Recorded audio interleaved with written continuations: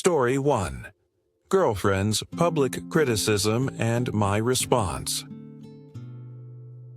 I work from home in a low-stress job that doesn't demand constant attention, allowing me flexibility in my daily routine. My girlfriend, however, has a high-pressure customer service job that often leaves her exhausted and frustrated. For the 2 years we've lived together, I've taken on nearly all the household chores, cooking, cleaning, laundry, and more, to make her life easier and treat her with care. Despite my efforts, there's one area where I struggle: home repairs. No matter how simple the task, I'm not a handyman. A few months ago, our bathroom door hinges needed replacing. Instead of attempting it myself, I called a friend for help. I've always been upfront with my girlfriend about my discomfort with tools and repairs. This stems from my teenage years when my father tried teaching me basic fixes. Those lessons ended abruptly because he grew impatient, insulted me, and called me stupid for not learning quickly. The experience left me with lingering anxiety, and even simple tasks like using a screwdriver trigger those memories. I'd rather hire a professional or ask a friend than attempt repairs myself. Last week, we had lunch with my girlfriend's parents. I asked her father about a woodworking project he's been working on as a hobby. He showed me photos of his progress and suggested I help with the final touches. Before I could respond, my girlfriend interjected, saying I couldn't even replace door hinges, let alone assist with woodworking. Her mother chimed in, stating that every man should know how to fix things around the house, and her father nodded in agreement. The rest of the meal was uncomfortable, as their disappointment felt like a judgment from my own parents, reviving old feelings of inadequacy.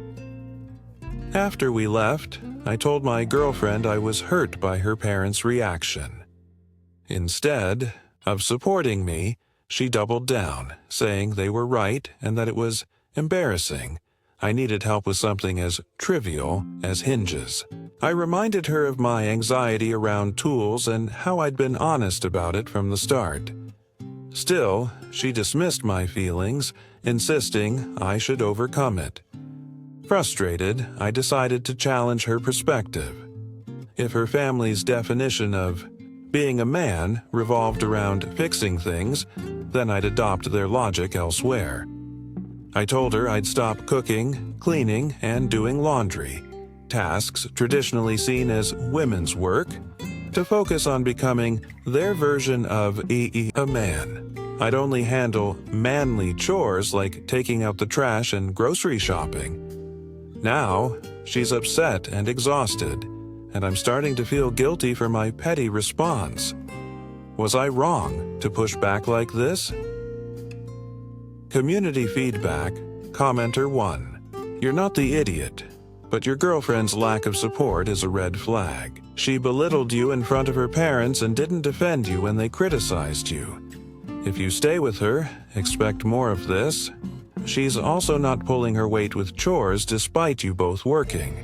Share the responsibilities equally, or consider leaving. She's taking advantage of you. Commenter 2. Everyone's at fault here.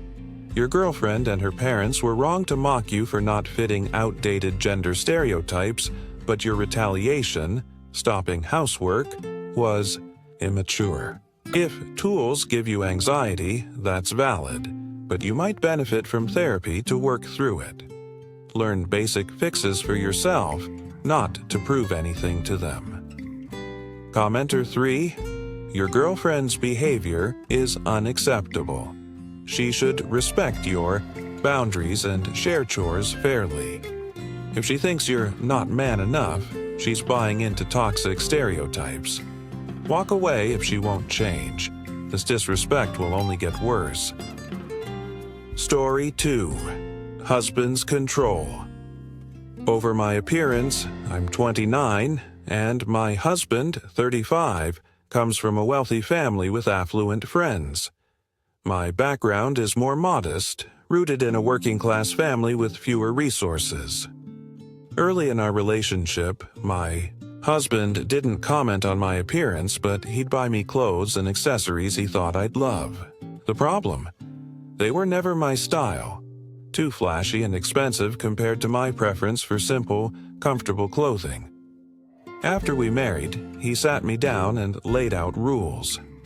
I could choose my outfits freely, except when I was with him. His family or his friends. He introduced me to high-end brands and expected me to wear them in those settings. I complied to avoid conflict, but it felt restrictive, as I couldn't express myself through my usual casual style. For his friend's birthday at an upscale restaurant, my husband bought me a $300 dress. I didn't like its fit or design and told him I'd prefer my $60 floral maxi dress, which I felt confident in. He dismissed it, saying it wasn't suitable and violated his rules.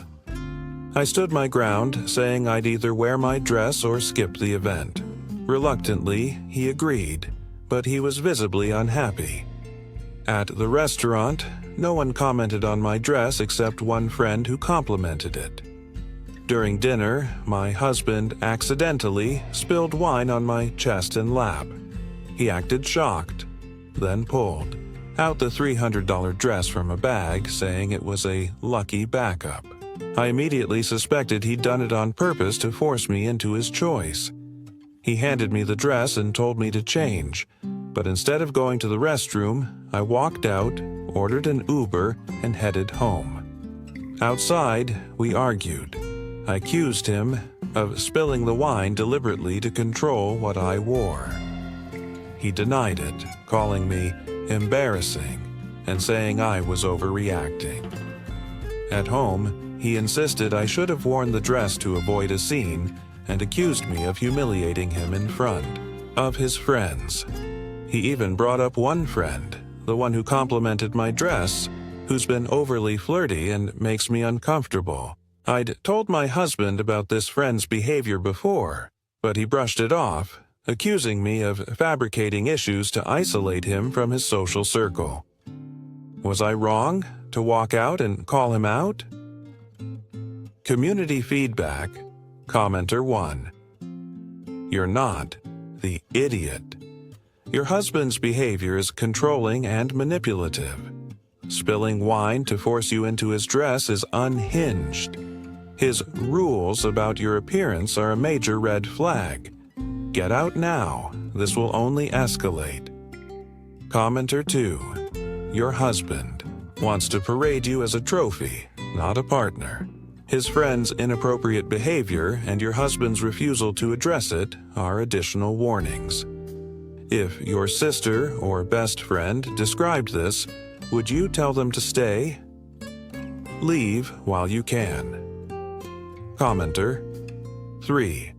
Your husband's obsession with appearances is toxic, but he could have handled it better by shopping with you for something you both liked. His actions at the restaurant were disrespectful, and he deserved the embarrassment. Story 3. Proposing before my sister's wedding. My partner and I celebrated our 5th anniversary on May 21st, the day before my sister's wedding. To make the occasion special, I proposed during our anniversary dinner. The next day, I shared the news in our family group chat, which includes my parents, sister, her fiancé, now husband, brother, and grandmother. Everyone, including my sister, congratulated us warmly. Later, my sister texted me privately, saying she was hurt that I stole her thunder by announcing our engagement so close to her wedding. She felt I should have waited until after her big day. I was surprised and explained that I had no intention of overshadowing her. I'd only shared the news with immediate family, not at her wedding. She didn't budge, and during her wedding, where I was a bridesmaid, she was noticeably cold toward me, especially when family members privately congratulated me. Did I handle this poorly? Community feedback. Commenter 1. You're the idiot here, not for proposing, but for announcing it the day before her wedding. It was predictable that this would shift focus. Waiting 48 hours wouldn't have hurt, and it would have shown respect for her moment. Commenter 2. I don't see the issue. You shared the news with close family, not the world, and it wasn't on her wedding day. Your sister's possessiveness over the spotlight is unreasonable. Families can celebrate multiple joys at once. Commenter 3. This might be cultural, but where I'm from, your announcement would be seen as adding to the family's happiness. Your sister's reaction seems self-centered unless you made a big public spectacle. Story 4. Including my husband's disabled sister at our wedding. I'm 26, and my husband, also 26, has a 19-year-old sister, Cindy, who's been in a wheelchair since childhood. I've noticed that my in-laws often exclude Cindy from family events, leaving her at home. She's sweet, but seems lonely and neglected. My mother-in-law once told me she keeps Cindy indoors to protect her from insensitive comments, but her tone suggested she's ashamed of Cindy's disability. When planning our wedding, I insisted Cindy attend, but my husband and mother-in-law objected, saying her presence would steal attention from us, and that guests might ask uncomfortable questions. I argued that excluding her was wrong and pushed until they reluctantly agreed to bring her. On the wedding day, I noticed Cindy wasn't there. My husband claimed they'd brought her but had to take her home for medication. Skeptical, I asked others and learned they'd left her at home. Furious, I arranged for my husband's aunt to bring Cindy to the venue. When she arrived, I ensured she was included and enjoyed herself, though she felt out of place. My husband and mother-in-law were livid, accusing me of disrespecting their wishes and ruining the wedding by making a scene. My mother-in-law said my actions showed how I'd disregard their family in the future, and my husband claimed I'd set a bad tone for our marriage. He's still upset and discusses the incident with his mother, painting me as the villain. Was I wrong to prioritize Cindy's inclusion? Community feedback. Commenter 1. You're not the idiot. Your husband and his family's treatment of Cindy is appalling. Lying about bringing her and excluding her from a family event is shameful. Consider whether this man, who lies and hides his sister, is worth your future. Commenter 2. Your heart was in the right place, but you married into a family that mistreats Cindy. Your husband's willingness to lie on your wedding day and his fear of challenging his parents are red flags. Think carefully about your future with him. Commenter 3. You did the right thing by advocating for Cindy, but your husband's reaction shows he prioritizes his parents' approval over you. This dynamic won't improve without serious change. Story 5. My mom's emotional reaction to chores. I'm a male teenager, and my parents divorced 3 years ago. I'm on the autism spectrum, diagnosed late, so I sometimes struggle to understand social nuances, though I grasp basic appropriate behavior. My issue is with my mom, who seems to think chores are fun or rewarding. For example, after we spent, a day gardening, she rewarded us by having us clean our rooms.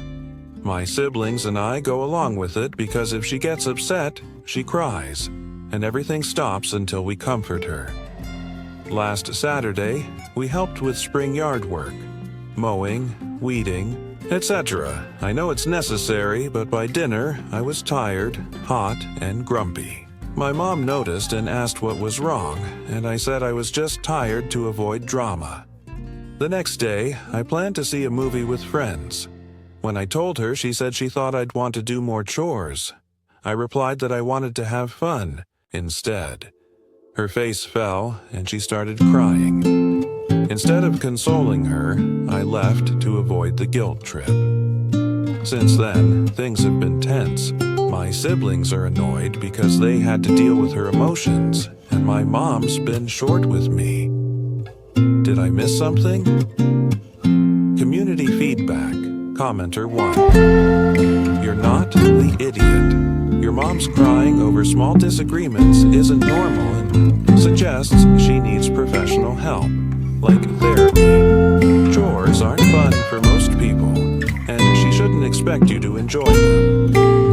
Commenter 2. Your mom may be struggling emotionally, and her crying seems manipulative, even if unintentional.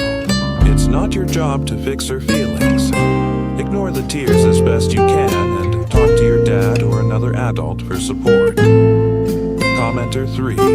This sounds tough, especially with your autism making social cues harder. Your mom's behavior isn't your fault, but try to stay calm and seek help from your dad or siblings to navigate this.